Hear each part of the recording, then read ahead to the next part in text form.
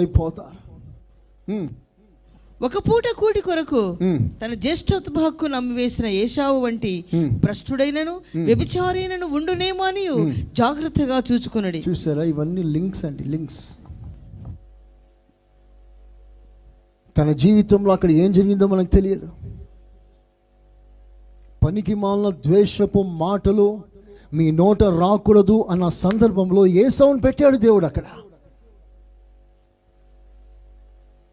అంటే ఏశావు గుండె లోతుల్లో ద్వేషం గూడు కట్టుకుంది. క్షమించలేకపోయాడు, చేర్చుకోలేకపోతున్నాడు.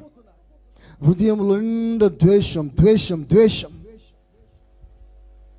అందుకే సంఘమంతటికి నేను విన్నపిస్తున్న మాట, మీ హృదయాలు ద్వేషంతో కాదు, దేవుని ప్రేమతో నిండి ఉండాలి.